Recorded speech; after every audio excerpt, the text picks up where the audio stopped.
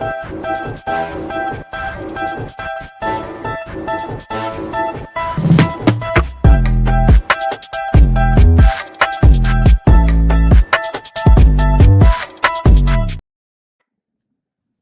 everybody. I'm Candid Frank. Top left corner is Gary Groob, and we have JB Clarke and Bullet Bob Tarring, who basically is a regular here. I don't even know why we even bother introducing him. You all should know him by now. Welcome to the program, everybody. Thank you, sir. Thank you. Thanks for having me. Okay, JB, you're new, so we'll try to be gentle with you. Yes, please. So usually what we do is we ask people that are on the show here that have something to do with lacrosse, how they picked up a stick, if that's what they've done. Oh, wow. I lived in Wilton, Connecticut. Coach Tarring knows that well. Guy Witten was the head lacrosse coach in Wilton, Connecticut.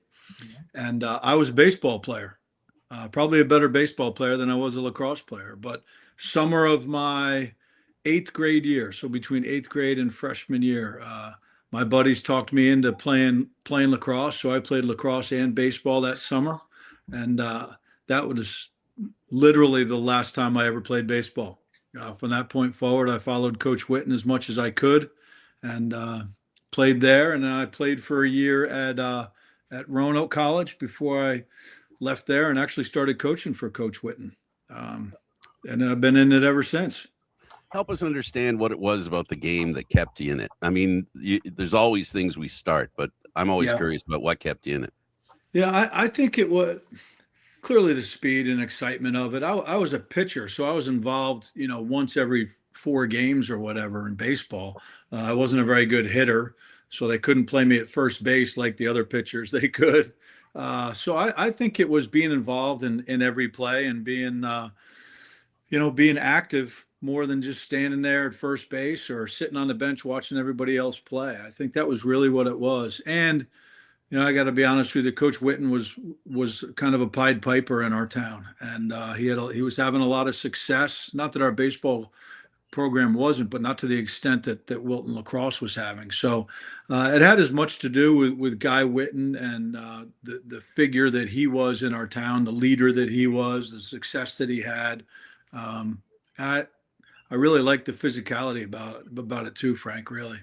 I was waiting for that because as a pitcher, you could throw some physicality, but there wouldn't be much of a price to pay. At least there was 90 feet where before you got to pay. That's right. That's right. Right? And I was a quarterback in football, so the opportunity to actually hit someone instead of being hit was attractive to me as well. Now, we see this all the time, and I'm definitely not throwing shade on your history at all. But one thing we do know about lacrosse is it's a lifetime experience. Talk to us about how you got into the transition of being a player to a person who coaches and helps the game move along with new people. Yeah, it was it was Guy Witten and Tom Fujitani was our football coach. Coaching football was actually my first job. Because it was in the fall when I went back home. So I literally, Frank, it wasn't 20 minutes after having a whistle around my neck that I knew I wanted to be a coach. And it really changed my life and changed my trajectory academically. I thought I wanted to be a teacher coach. And I remember Coach Witten saying to me one day, we were out there, he was a math teacher. And he said, do you really want to do something, 7-8 hours a day? So you can do what you truly love to do for 2 hours a day. Meaning, do you really want to be a teacher and coach, or do you want to be a coach? And his point to me was try to do what you really love to do, which is coaching. And so those two guys gave me my start. And I coached there at the high school level for 4 or 5 years with those two guys and learned a whole ton about the game. And one of the most important things that Coach Fujitani, my football coach, ever said to me when we were talking about coaching is he said, you're going to learn a lot about how you like things to be done by working with me, but you're going to learn even more about how you don't like how I do things. And make sure you're taking notes of that as well, so that when you are out there and you are on your own, you remember the good and the bad. It was really good advice. The common transition from player to coach, one of the benefits is you get to stay in the room. How important was that to you? Very, very. I talk now a lot to where I am in Tampa. We're very close to the to the MacDill Air Force Base, and actually CENTCOM is right here in Tampa. So there are a lot of military folks around, and I get to talk to a lot of guys who have retired and were great leaders in that world. And they constantly talk about what the retired guys talk about what they miss most is being on a team. Those guys that were in the SEALs or whatever group they were with, they were still with a team. And as I get a little bit grayer and a little bit older and start to get thinking about what's next, that's my greatest fear. Really, is not being in the room anymore, not being around the team, not being in that group. Well, that covers my list of questions. Now you're in trouble. I'm putting you over to Gary and maybe even Bob. I don't know what's going to happen there. Well, good luck with them. I've got a few for it. Well, my thing here is you weren't known nationally as a superstar, yet you become one of the most successful coaches in history. Do you think that being a student of the game rather than being a star helped you becoming the coach that you have become over the years? Gary, I think it did. And I say that the experience that I have to answer that question even better is that I've worked with, I've had coaches work for me who were phenomenal players.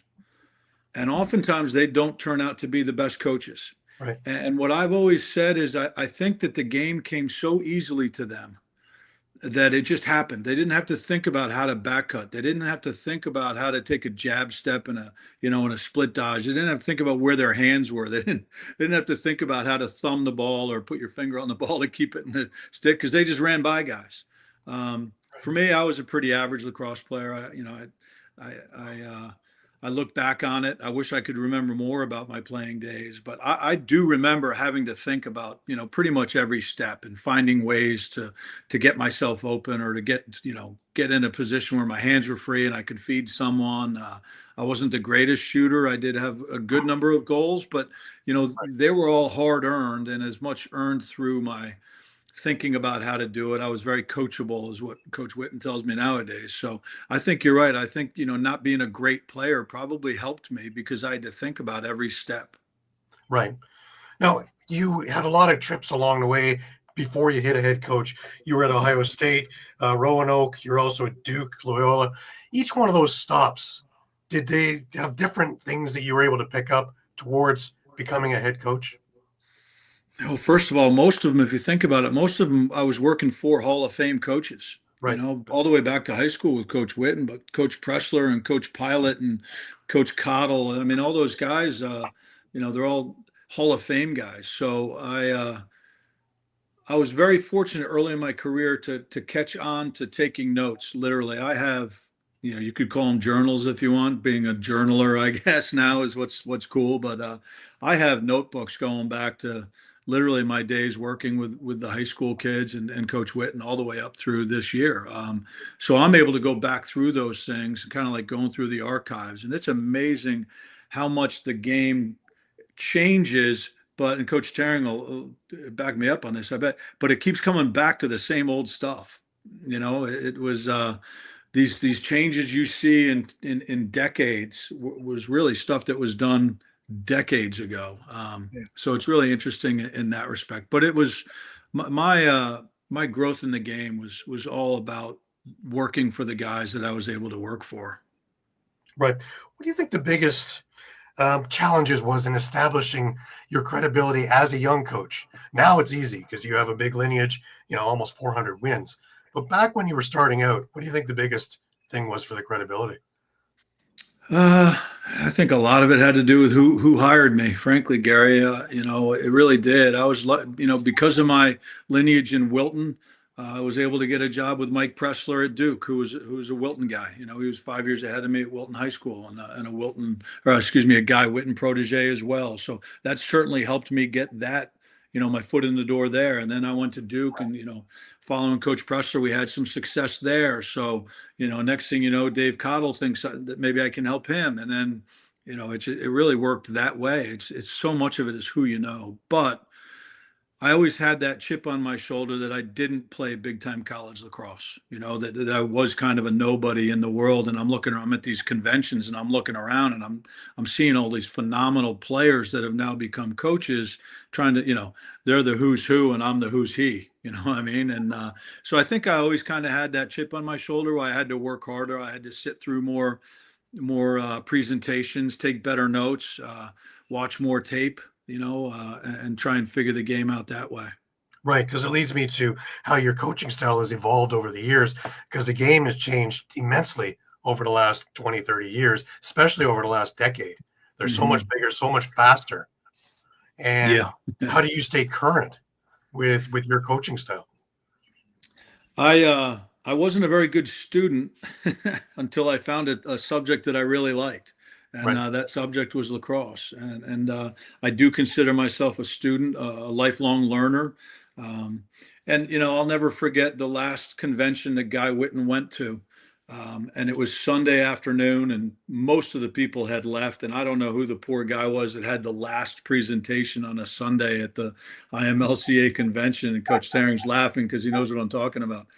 And I was sitting kind of 3/4 of the way back in the room, and I moved up towards the front because whatever, I couldn't see the projector or whatever very well. And there's Guy Whitten, and it was the last year he was going to coach lacrosse. And on Sunday afternoon, he was in the front row of the very last presentation. So that was my lead. That was my the example that I saw. So I like being a student of the game. And then I've been at great schools, Gary. I mean, the schools I've worked at, it's not hard to recruit to. So that helps a lot too. When you have a great product and you can attract great young men, it really makes it a lot easier. I know that's a cliche and all the coaches say that, but if you look at the schools I've been to, it really has been a blessing from a recruiting standpoint. Right. Now's when all the coaches take out their pad and pen. Is you've built championship programs everywhere you've gone. What is the foundation of a winning culture? Player-led teams. Right. Teaching when I was at Washington College, and we were having success, and then we kind of tapered off a little bit, and I'll never forget that we were trying to figure out who the captains were going to be, and I wasn't ready to allow the team to elect captains because I didn't see the leaders in the group in the senior class. And it finally hit me. I was probably reading a book about leadership or something, and from whom much is expected, little is taught. Right. And I realized that the reason that we didn't have good leaders that I trusted to be captains of that team, the reason was, or the fault was with me, that I hadn't done a good job of developing those leaders. And it was at that time, probably 2005 or whatever, maybe earlier than that, 2000, where I realized that I really needed to start spending a lot more time on teaching and developing leadership within the team.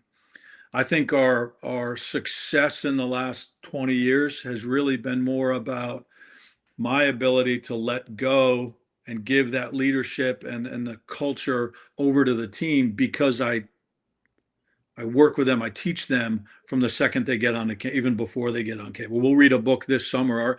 Our freshmen, the first thing they're going to do as a member of our program this summer is read a book together. And they meet as groups every Wednesday, and then I meet with the leadership every Sunday night. We go over the book, the chapter of the book, or whatever that we read.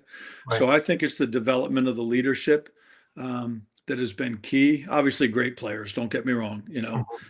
But I think the difference maker has been that aspect of it, the teaching the kids to lead themselves, hold each other accountable, hold each other to really high standards, and set the expectations as high as we can. Right. I always seem to talk, and I always come back to this point of character wins cups. Character always wins no matter what. If you have character players, not characters, but character, that this team will always be there. Is culture something that you think can be taught, or is it something that's lived every day? Or is I think you can teach it. I didn't when I first started. I didn't think that culture was something or character was good character was something that you could teach. But I do believe that you can, and I've seen that even when I came to Tampa just 5 years ago. There were great kids in this program, and when a new guy comes in and he starts doing things completely differently, it takes young men of character to buy into that and say, okay, look, we'll try this. They had plenty of success before I got here. I got here and they bought right in. They didn't even hesitate. They were like, okay, yeah, that sounds like a good way. Let's try that. And when they had questions, they asked me. That's the other thing. You have to be approachable. You have to, teachers have to be able to be asked questions. And we as coaches, because we're control freaks, sometimes we don't like, being the king and having one of the guys ask you questions. But I love it when they're asking questions. Why are we doing? They're doing it the right way, obviously, and at the right time. But coach, why do we do this? Why do we do that? Why do we read on Tuesdays, or why do we run a mile every Monday? I want them to ask those questions because I want them to know the answers.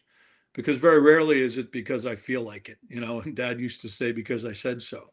There's usually a good reason behind it, and the more they understand the reason behind these things, the more they're going to buy in. Take ownership of it. Yeah. Frank, your microphone. You're on mute. Right. On that, I want to really drill down on that. When we talk about character and the benefit of a team playing with character, how important is it, and how easy is it to sell? Because with character comes results. The lack of character doesn't give results. For a coach, how do you make that clear to players in your mind? Well, I think not to push back on you any, Frank, but I think a lack of character does create results. They're just not good results. And you can examples, the guys, they see that we've had success doing things a certain way. I'm very, very open to my guys about, where did I get this drill? Where did I get this tactic? Where did I learn this leadership principle? Where did I learn that we're going to do push-ups this way, or we're going to run a mile every Monday, or, and so all of it came from somewhere, and all those places they came from were all successful in some way or another. Again, it's not, I don't hide stuff from the guys. If we're going to do something, there's a reason for it. I want them to know why, and I want them to know why it was successful for that group and how it might be successful for this group. I really do.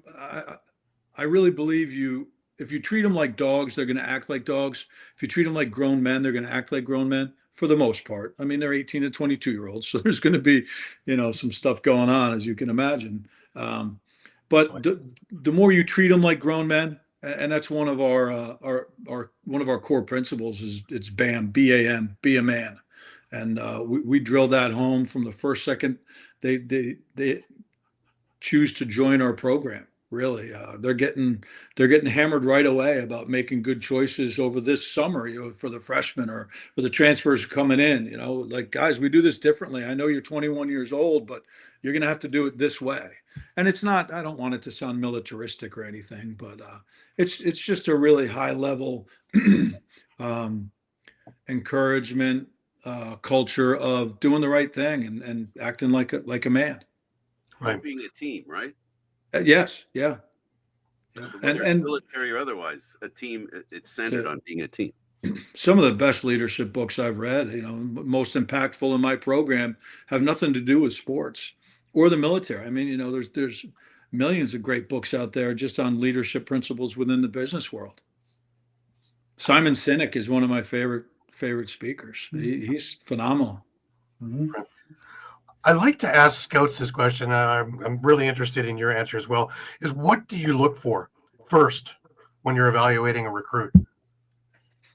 The thing you're supposed to say here is we look for character. We look for good students. Well, you don't go out to a field, watch lacrosse for 10 hours a day in the roasting sun, and notice first that the guy's a good student.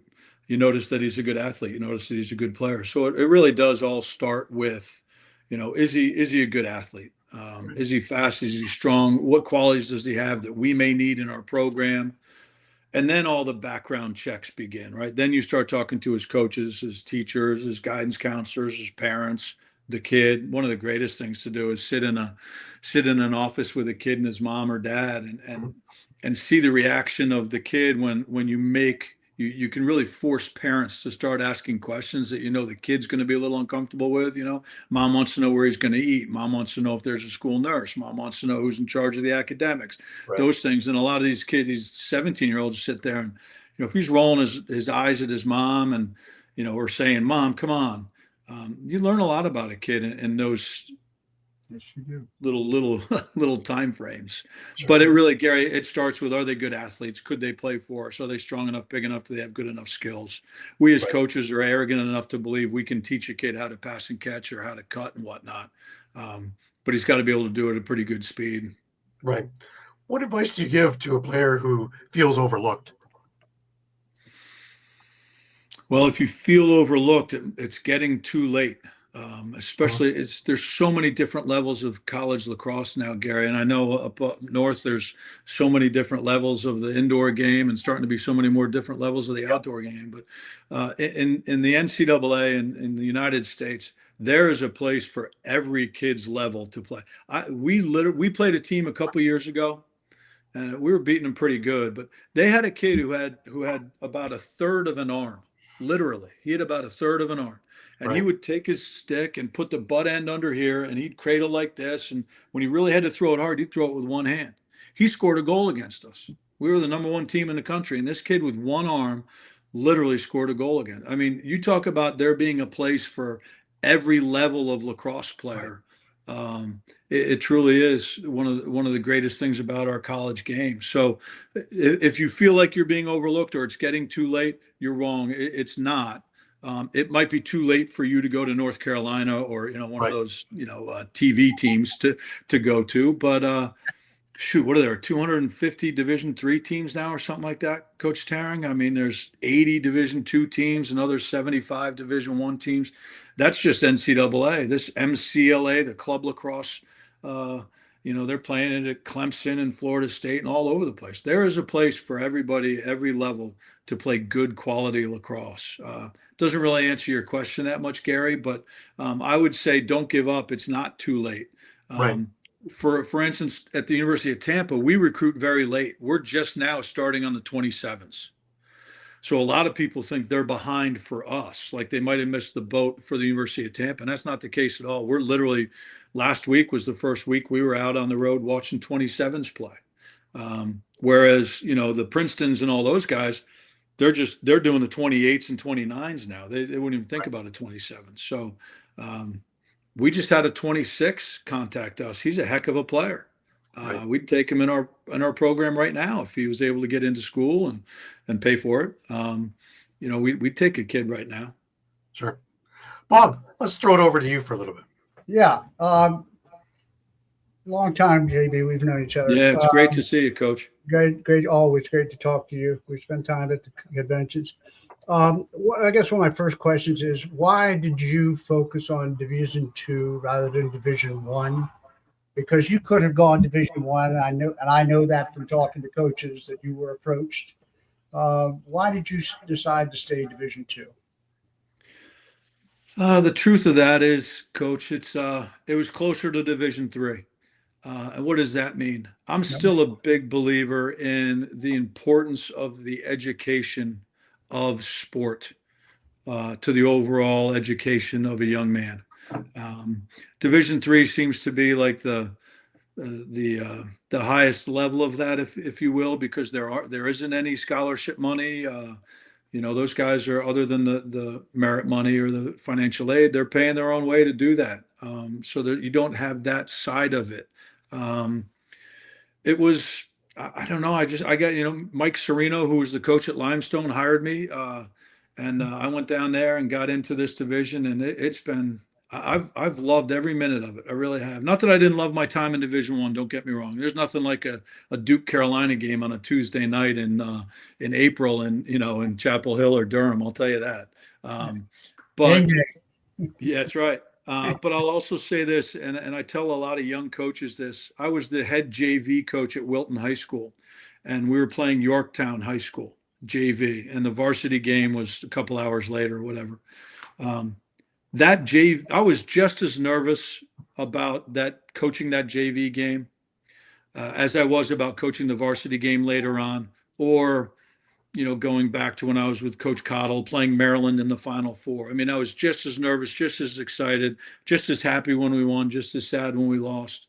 To me, it's always been about the competition, what kind of kids you can get and who you're working with. And the division just never really changed me enough to say, hey, I want to leave everything I'm doing right now and move my family and go do that. Well, that's an interesting thing about moving the family, because there seems to be, as you and I both know, what's happened at like UVA, there's not much loyalty, and the Division One, and it comes down to budgets and what football can do for you, which is not something you don't have to worry about. No. But what do you think of the new rules that are about to happen, and how are you going to adjust to that with the 5-year program? Yeah, the 5-year thing is, I think that what we see now won't be what goes through. Frankly, I think there's enough people very involved at the highest levels, all the way up to, I know that the people at the NHL are going crazy about the 5 for 5. Oh yes, oh yeah. So I think there's enough communication going on in rooms that I'm not invited into at really high levels that I think it'll probably look different than it does today. It looks different today than it did on Friday, right? I mean, things have been changing at a rapid pace. It might have changed today, and you're talking about something I don't have any idea about, frankly. I like the idea of keeping kids in one school, maybe two. I really do. It's another reason I like Division II.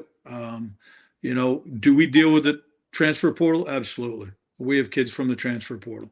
And what I say to people is I don't like the transfer portal. But if I didn't use it, it'd be like us declining a penalty. If Adelphi gets a 1-minute slashing and me saying, no, we don't want to be man up. We'll just play all even. Thank you. So you got to play by the rules. I don't like it. I love having guys come in. I love the 4-year guys. There's so much more to this business of what I do than just winning and just coaching the game. It's so much more about all those things we talked about first 10 minutes of this interview, and about the building the character and the culture, and you can't, it's really hard to do that in a year. It just is. So I'd like to see some of those rules go through where we're encouraging guys to stay at one place. I can see if a guy's got to leave and go to a second place. I can see that. And I don't have a problem with that. But you got guys transferring 2, 3, 4, 5 times just because they didn't play here or they didn't like that. I think that's the wrong message for our youth. I think it's a problem in our society, because that's what you're starting to see out there with these kids when they get into jobs. My wife works in human resources, and she hires interns every summer. She's in charge of hiring interns for this bank. And she has interns call her the night before they're supposed to show up for their internship and say, I got a better internship, I'm not coming tomorrow. Things like that happen all the time. It's not just in sport, and certainly not just in men's lacrosse, where our society is going to a commitment means absolutely nothing. Yeah. Well, in the terms of the NIL, how does that affect your decision making? That we've had coaches quit that just didn't want to deal with the NIL, the size of the squads, having to give everybody money. How are you dealing with that? It's a different part of the job you never had before. No, we don't. I don't have to deal with it. I only have to deal with it on the other side, and that's when I'm recruiting a kid and he gets an NIL offer from a Division I school. I don't know if there are Division II teams that are offering NILs. It's a little bit different rules here in Division II, but it goes back to the last question too, Coach, about why stay in Division II. I really don't want to get into a point where I'm negotiating with my starting goalie over how much NIL money he gets, because he's going to want a lot the year he has a good year. But then if he has a bad year, am I going to take that money away? And if you take that money away, then he's going to another school. So it's one of the things we try and do with scholarship money is, when you come in, that's what you get. And we're not going to negotiate and say, I had a good year, because then a year from now, if you have a bad year, I'm going to call your parents and say, we're going to take away your scholarship. I mean, it just doesn't, it's not how it's supposed to be. I guess I'm more of a purist than that. Well, I don't know if anybody knows it, but JB is the executive director of the IMLCA, which is the Intercollegiate Men's Lacrosse Association, and you've been executive director what now? 4 years? Is it 4 or 5? This is my 5th year. Yeah, I Fifth was. year. Yeah. Yeah, and that job is to help work with the egos of 150 to 200 coaches, and I've watched him do the job, and it is amazing how he handles it. And Thank you, Coach. how do you? I mean, you stay with it. You know, you keep getting elected. What do you think about that in terms of dealing with all the coaches and their complaints and their idiosyncrasies, and you hear it? Yeah, we do. How is that? And that's okay. It's we really, when Richie Mead and those guys started this coaches association about 17 years ago now, Coach, if you can believe it. I was there. Yeah. Yeah, you were there, is right. And you'll remember, it was coaches helping coaches. And I was one of those young, I think might have been Gary asked the question, kind of basically, how'd you get into this? And you weren't a great player. How did you stay in it? My passion for the Coaches Association and coaches helping coaches, I think, is born out of that. I was an absolute nobody, high school JV coach, walking around the halls with the Dom Starges and the Jack Emmers and the Don Zimmermans and those guys. They didn't know who the heck I was. But if I asked them a question, they were more, and you know this, Coach, they were more than happy to answer that question. They'd spend an hour with me if I wanted it. They didn't care who I was and that they didn't know who I was. Exactly. So my passion for this Coaches Association really is born out of all that. And it really is coaches helping coaches. And yeah, you hear anytime you're running an organization, we have over 1,000 members now, if you can believe it, Coach. Wow. Yeah. But you're going to have people that complain. You're going to have the naysayers. And it's okay. The good news is, and I look at it, the good news is they're paying attention. And they have an opinion about how this maybe should run a little bit differently, or why isn't the association doing this for me or my conference or whatever it is. But it's grown so much. Now it's really more of kind of overseeing all these people, these great people that work with us and for us. It's always been a volunteer organization. So we have over 100 coaches now that are working on a committee or chairing a committee, helping us run our summer events, helping us run our convention. So it's really become something that runs itself. It's really been awesome to watch. Yeah, you mentioned it. I was around when Coach Mead and all them started it, and there was a cooperative effort between what was then the Lacrosse Foundation, which I ran at that point, and then Stanisci. Yes. And there were some contentions which I was involved in, which Coach Mead went to bat, and as you remember, and it was about the finances for the convention and the vendors, and you all took it back over, and now I think you just got your money a couple of years ago back. We did. Past history, so there was some contention there going on, but the groups came together, and now you're working together with USA Lacrosse, which was not happening for a good while, and you had something to do with that. I know that you met with the board and leadership. How did that go?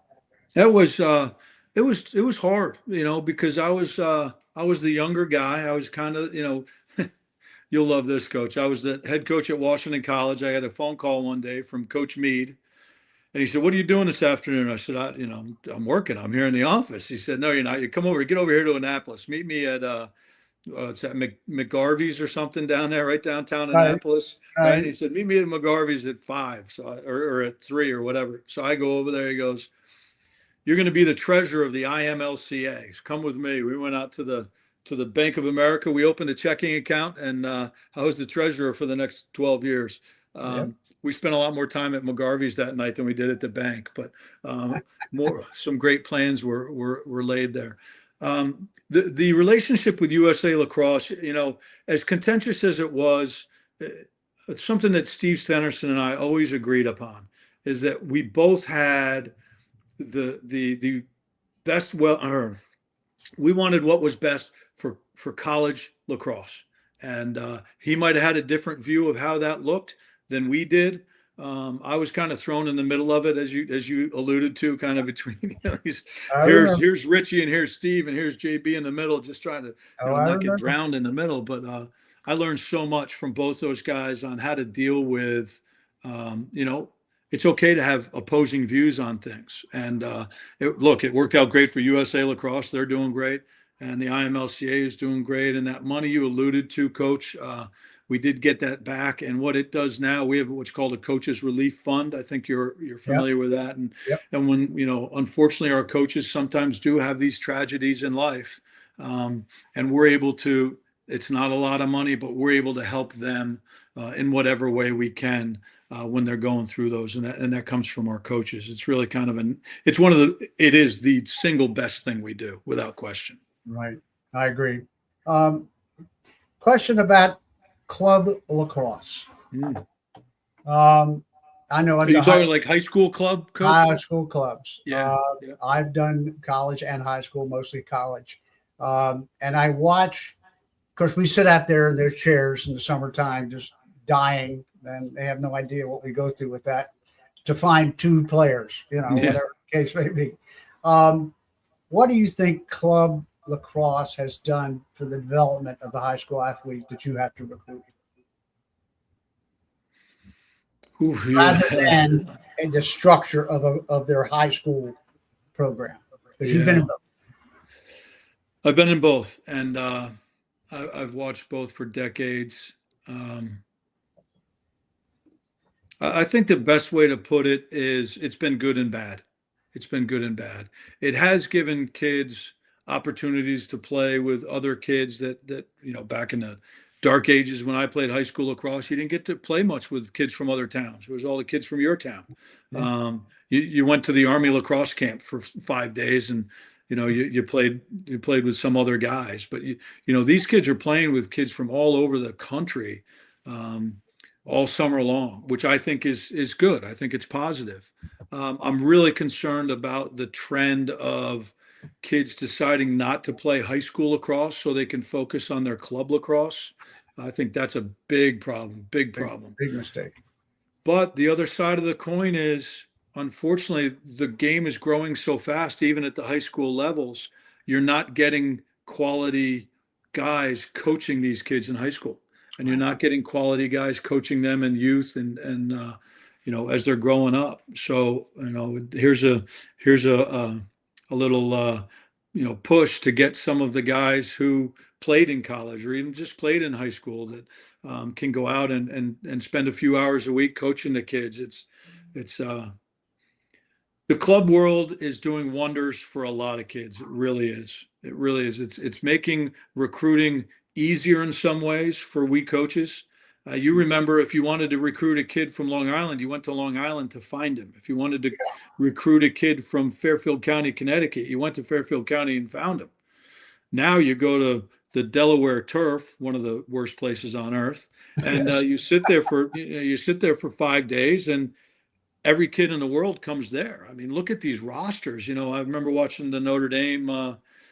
I don't know if it was Notre Dame Duke or something a couple of years ago, and they went down the roster of Notre Dame, and it was like it was everywhere. It was Nevada, it was Wyoming, it was freaking Colorado, it was Oregon. I mean, it was phenomenal. Yeah. So that's the exciting part of the club world to me. How diverse is your squad in terms of your graphics? Yeah, it's really diverse. They're from all over the place. What I don't have right now, and I had a whole ton of it at Limestone, is I don't have many Canadians. We just haven't, and it's not for not. I don't have anything against them. I won a lot of games with those darn Canadians. They're still some of my closest friends now. But you had a lot of them at Limestone. Yeah, we had a whole bunch of them at Limestone. Yeah, I remember we had a that. really good track record there. We had some alums, obviously, by the time I'd gotten there from Coach Serino's teams who were really, really helpful and impactful on getting more Canadians down to Gaffney. Well, this audience is a Canadian audience. Yeah. And a couple of the coaches we've had on here are very clear, and Gary has helped throw a few names at him. So, tap on him that this is over. Get some names for you down there. Another interesting thing, you've gotten these championships since Roy left. What's been happening differently than Whipple's coaching staff, or what's happened that's changed that you're now in the finals almost every year? Yeah, I like to say that we're doing that in spite of me, because he was so successful when he was Yeah, here. he was.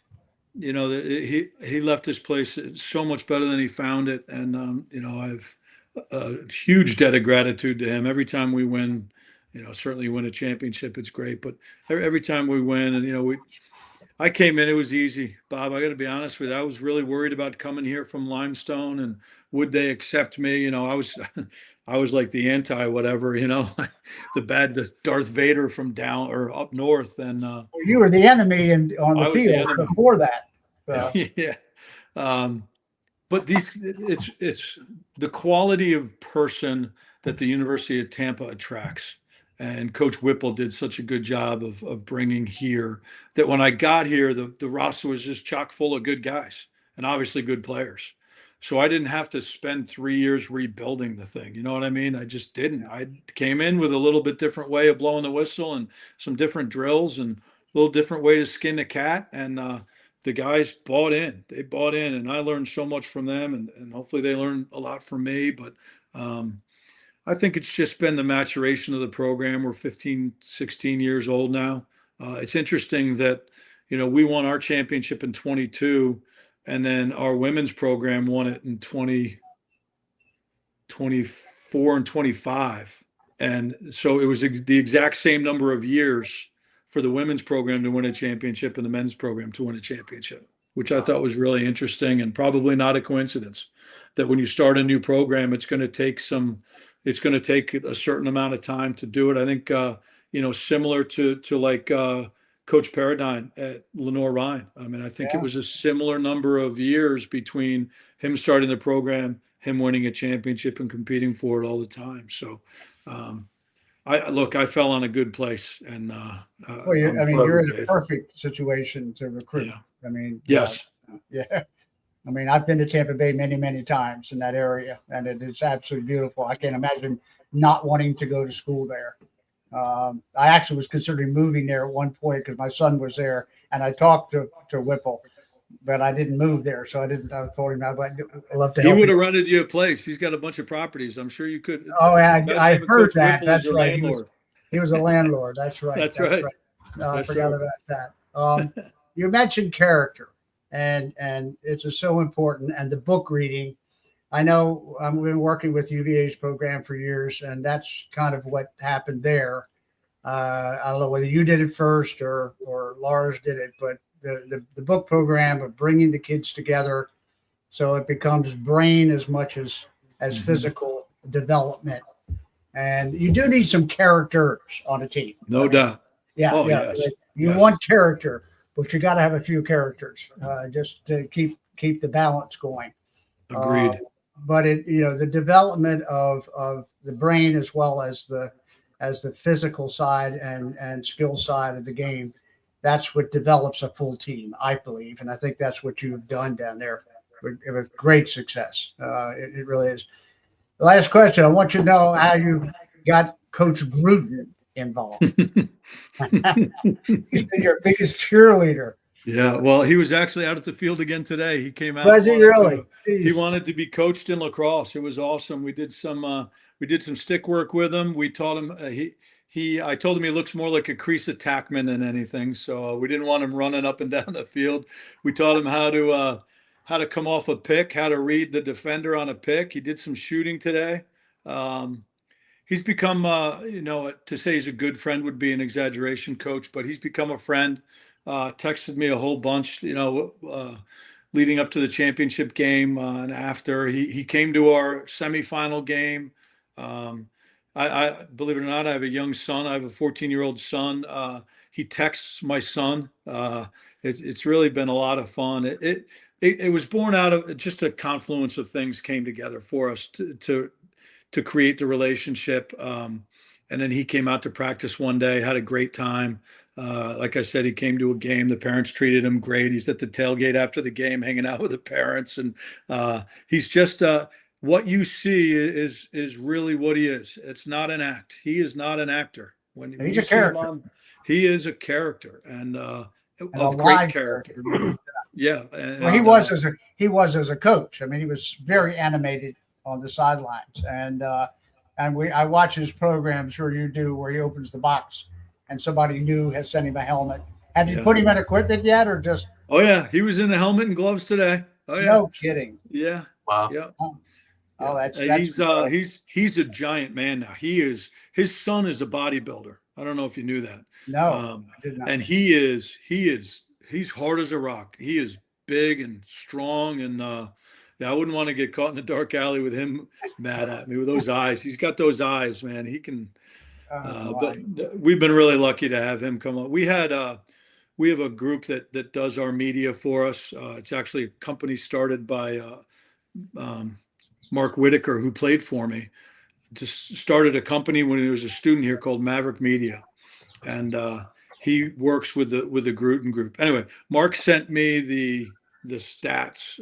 Gary, you guys will know how to describe this better than me, but the social media, we had over 10 million views of our videos that they did in the month of April, and that month of April alone. Wow. Yeah, with over 710,000 unique viewers. And a lot of that has to do with Coach Gruden showing up and working with us and talking to the team and talking to me, helping me with different situations in the coaching world. And so it's been, look, we're getting a heck of a lot more out of this than John Gruden is. So we're really grateful for his. You can't buy that kind of PR. No, you can't. You cannot. No, I mean, and he is such a character when he's doing his podcast. Yes. And I understand Adelphi got very upset that he was in your locker room for the semifinals. I mean, I heard that from the coach, that he was very upset that you had this kind of support. But I think one of the highlights of my career is going to be going over to the football house and sitting down with Coach Gruden.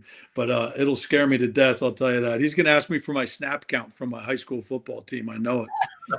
And he probably remembers his. He probably does, yeah. I remember mine, but I don't think he's going to like it. Oh, that's funny. Oh, God, it's great to have you, Coach. I mean, thank you guys so much. This has been a lot of fun. A lot of fun. I want to ask about with the Olympics coming up. Yeah. First of all, your thoughts on sixes, box on field. All the traditionalists hate it, but I always figured that in order to grow the game, to get more eyes on it, like another 300 countries, we can't lose that way, really. Yeah, Gary, I agree with you in so many ways. As a college lacrosse coach and the head of a 1,000-person college lacrosse coaches organization, my fear with sixes is this: that let's use Stanford University, who has a very successful women's program. Their AD is undoubtedly hearing from people, hey, we ought to start men's lacrosse. We ought to start men's lacrosse. Look, it's in the Olympics. And then that AD is going to see lacrosse in the Olympics. And here's what it looks like to that person. It looks like 12 people on the sideline with 2 coaches. Right. And that person says, well, we can afford that. And then they're going to find out that no, it's really 50 guys on the sidelines. It's 5 coaches, a director of lacrosse operations, a trainer dedicated to men's lacrosse only, et cetera, et cetera. And it costs this much money. And it's going to turn off someone like that. So that's my fear, is that, are we going to lose our game that we have now to something more like sixes? I'm not saying it's wrong. I'm not saying it's bad. Just understand that. I think being in the Olympics is phenomenal. I don't think, like you said, with the number of people, looking at John Gruden and Tampa lacrosse, it's all good, right? Any publicity is good publicity, even bad publicity. So I think it's great. There's 300 countries are going to hear the word lacrosse. I mean, how can that be bad? Right. Go back again. My fear is that, we may lose sight of our game a little bit in order to grow it at the Division I level. We're going to have Andy Shea on in a couple of weeks, and I've been out at USA Lacrosse for the tryouts and stuff, and Andy's pretty dedicated to making this team, as we've got to beat Canada. Right now, this is their game, box game on the field. Right. Yeah. And you talk to some of the players, and like Pinnell and the rest of them, after 18 goals, they're getting tired of it. It's just nothing but scoring. poor goalies get creamed. And my fear is the same as yours, that this may look to residual schools that have women's lacrosse. Oh, this is a great entry, but for the world, it's something that can help develop the game in countries where they only can put together 10, Correct. 12, 14 people. That's right. So it's got its good and its bad side. I don't know where we are at USA Lacrosse in terms of this. They're pushing it big time. I hope there's no long-term compromise. It would really upset me and most people like you in spinning the game. It would really upset us. But it's an entree. Yes. Back in '84, when I was head of the foundation, Tommy Hayes, Richie Moran, and I tried to get a game in LA. I don't know if you remember that or not. We had a doctor out there who helped us, told us all kinds of stuff. We had all the countries fly in, and the guy eventually, Uberall, put us on a field that was way off the venue. And you can imagine the crap that Tommy and I took. I mean, our names were mud after that for a while. But we made an attempt. And finally, it's there. It's amazing. Well, it's dictated by the Olympic Committee, because nobody in the Olympic Committee gives a damn about lacrosse. They dropped baseball, one of the most popular sports in the world. They dropped it, and now it's back. So, I mean, I hear you. I've got reservations about it too. The exposure should be good, but you're right. I hadn't thought about schools like Stanford looking at it. That could be a problem. Even well, that's why I felt from the beginning with the Sixes, it's very important that during the broadcast there should be some history applied to what people are watching. In other words, when they talk about this, they shouldn't be ashamed to say this is a version that we're allowing you to see. You're getting to watch this, but the other versions that are more popular, outdoor lacrosse, indoor lacrosse, and an understanding, a small little story about what kind of lacrosse is actually out there, almost like a disclaimer to advise people you could play 6 on a floor or you can play 12 on a field, whatever it is, right? To let people know that this isn't typical lacrosse. And we need that because we need to not turn people off.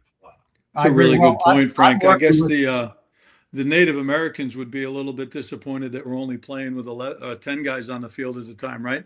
Right. They out there with thousands of them on a field that was 2 miles long. So, well, the horrible part is they're not included right now. I'm working with Ora Lions and the Haudenosaunee and trying to go through the federal government through a couple former representatives who played lacrosse. They're not included right now. And so we're trying to make the case. Look, England has 4 teams. That's one country. And as JB knows, Haudenosaunee, or the Iroquois at that time, weren't even allowed in England. And they almost didn't get to Israel. So for them to be excluded in terms of just the history of the game is going to be a major, major problem in terms of, I know I've heard some bad things that they may do in terms of demonstration if they don't get in. The Olympic Committee has made exceptions in the past, but we don't know. So at this point, they're number 3 in the world at this point. I think, aren't they? Maybe I think they're number 3 in the international community, right? Yeah. So it's going to be a travesty if they don't get in.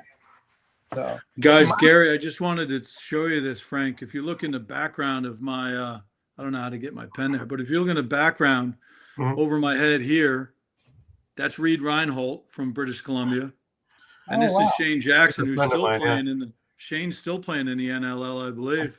Yep.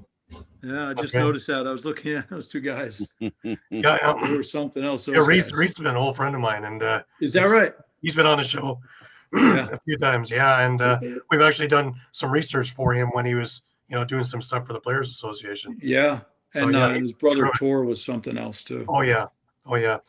My other thing with the Olympics, as we're winding down, excuse me, is exit strategy. If we don't have an exit strategy, or more importantly, the NLL and the PLL, as well as NCAA, really, it's a great little 2-week tournament. And, that was wonderful. and then we just move on and we don't gain anything. If we have an exit strategy, this is where, with all that exposure, we can move from 4, 3, 4, 5, wherever we are, up to the penthouse and be included in the footballs, the baseballs, the hockeys, the basketballs. It's how we do it after the fact. That's a really good point, Gary. That's a really good point. Yeah. Yeah. I should, I'm going to call Mark tomorrow and ask him about that. Right. Well, the Coaches Association should have a lot to do with it. I mean, the NCAA and the athletic directors should definitely be involved, but they've got other sports to worry about. USA Lacrosse and the Coaches Association are the two, and the women's are the three organizations that really should front this. Yeah, that's a great point. Great point. And because who else is going to do it? And the problem is also nobody. Exactly. And the problem is also, I've talked to our trio that does the ESPN stuff. They hope they're going to be the announcers, but the product may not show until 2:00 in the morning. Yeah, we're not going to get top billing in terms of primetime television. So that's another question of how that's going to be handled in terms of exposure, because hockey was, that Gary, hockey was, until it became big, was in the middle of the night. That's right. And now all of a sudden it's big because of the great games that have happened. So if we end up in the middle of the night, who's going to see us? And especially in Europe, who's going to watch the game if it's 2:00 in the morning? So, I don't know. That's the challenge, right? Prime time isn't prime time one time. Europe is 6 hours different than us, so there's multiple prime times. And I guess the question really is, where's the prime time that matters here in North America, where we think the game needs more promotion, or is it in Europe, or is it in Asia? So I guess that's almost like a moot point, because at the end of the day, if people want to see it, and if you're able to bring the game on television or however you stream it or whatever at your own convenience, which the Olympics doesn't cooperate very much in that regard, that would help a lot if you could decide when to watch it. Well, we're not going to get that privilege. I mean, that's what I'm hearing. It's going to be totally up to them, and it'll be streamed later or whatever. But unless the organizations, men, women, and USA get on the stick and try to promote this, and it's not going to happen. And the countries too: Canada, Australia, England, whoever qualifies to play. Japan. I mean, there's so much money in Japan for this game. Unfortunately, they don't start till they get to college. We would both love to recruit some Japanese players, but they're already playing college. Yeah. You've been through that too, I'm sure. So it's a great opportunity if we handle it right. And then you're right. It's a follow-up to getting it done, to doing it. It's going to be the key. So who do you call if you want to play? Pardon me? Who do you call if you want to play? Right. That's the big question. Somebody sees it, enjoys it. Now, what's the next step for that person that enjoyed it? Who do they call? Great point, Frank. Right? Great point. So, yeah, we got to make for us. We got to make that U.S. Lacrosse. Yeah, U.S. Lacrosse has got to have a nation or an international website availability, and they need to stream those games on their website. I mean, good point. You guys don't have, and the women's group, you don't have a website to do that, and yours is limited to the membership. But USA Lacrosse, with Canada's organization, if they would stream these games either the day they happen or after they happen internationally, and make sure that all countries can get to see them, that's a selling point. But that has to be organized now. 28 isn't that far away. Yeah, exactly. There's rights issues in the Olympics. I mean, the network that doesn't own the rights can't even broadcast a replay of anything going on. That's another hurdle. That's the toughest thing about the Olympics. Well, that's why the big bucks get paid to get over that.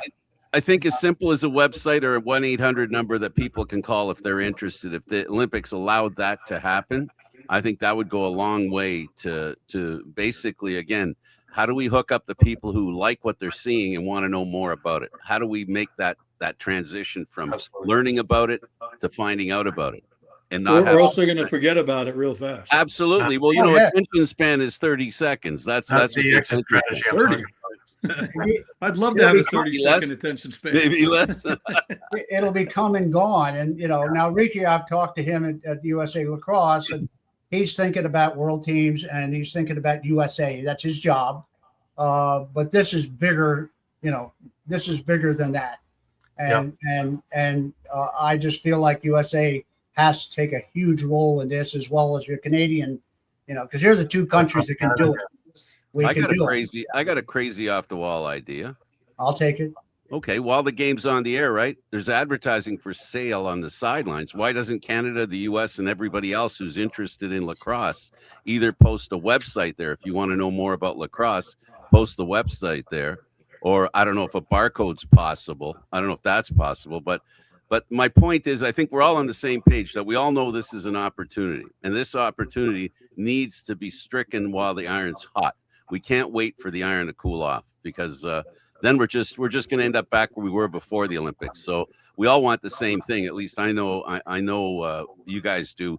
We all want lacrosse to get the best chance it can get, to have new people come in, bring in new blood. It's not just players, it's coaches, it's people, parents, it's people who love the game just because of what they saw. That's what we want to attract people to come to lacrosse. Now, yeah, like JB, we have some retired heavyweights that We do. that have nothing to do now. They're not coaching, like the Emmers and people like that, and they've been international coaches. They know it. I don't know. I'm suggesting maybe a committee that you could form to have them get on this. I mean, because they can pick up the phone and call USA Lacrosse and get something done, because they have the clout to do it. So I'm just They opening can probably that up. call the USOC and get stuff done. And USO, yeah, well, maybe so. Maybe somebody has a connection. So if I can help, I'm totally open to help you any way I can. So One group advertising, they make a phone call. Where are you calling for? Where are you? I'm in Canada. Okay, that number goes there. The same thing. If I'm in Europe, goes there. The hard part is just get to people, make that one call, that first call. Yes. How do I play? I agree and totally. Just before we wrap up, I have one final question for JB, and I love asking this question because really get the Why am I nervous all of a sudden, Coach Terry? when your coaching career is done and people look at the impact that JB Clarke had on the game, how do you hope your legacy will be remembered? Wow. I hope that the guys that played for us feel like, because they were in our program, they're better men, they're better members of society, they're better husbands, they're better fathers, they're better people, they're better members of their church, they're better citizens, that their community's better because they're living in it, because they spent 4 years in our program. I think that's, if my legacy could be anything, it wouldn't be much about winning lacrosse games. It'd be more about, did I help develop these guys along with the schools that I work at? Did I help develop them into being great citizens? Great answer, JB. I really want to thank both of you, JB and Bob, as always, for taking the time and talking lacrosse with us. It's been fun. I love going through all the things, because people see on the sidelines, nobody gets to the nooks and crannies and all the things that go into it, from getting into coaching to staying in there, staying relevant, and like I say, darn near 400 victories. There has to be something in there. So I really appreciate you taking the time with us. Thanks, Gary. And Bob, as always, I really thank you again for putting this together, for one, but also all your insights into everything. Thank you very much. This is one of my pleasures of life, is to get on this television and talk to guys that I have known for years and years. So it's fun. Thank you, Gary, for having me. Yeah, thanks, Gary. Frank, thanks for having me. This is fun. I'll just say ditto, because I'll start crying if I start talking about Bob Carring and the greatness that he evokes out of my heart. Honestly, all three, thanks for doing this. Promoting the game of lacrosse is something we've been doing for over 20 years. It's always been an action of love for a game that I think doesn't get the kind of respect it deserves, but that doesn't mean the people that are in it don't get everything they could possibly want out of it. And we're talking to a couple of guys here who not necessarily are getting long in the tooth, but it doesn't matter how old we are. We got a part to play in lacrosse. And gentlemen, thank you for playing your part. I really appreciate it. Thanks for having Thank me. you guys for giving us the audience, the platform to do this. Thanks a lot. All right, for Gary Groob, JB Clarke, and Bullet Bob Daring, I'm Candid Frank Stanisci. Thank you for watching NLL Lacrosse Talk. We'll see you again next Thursday at 4 o'clock.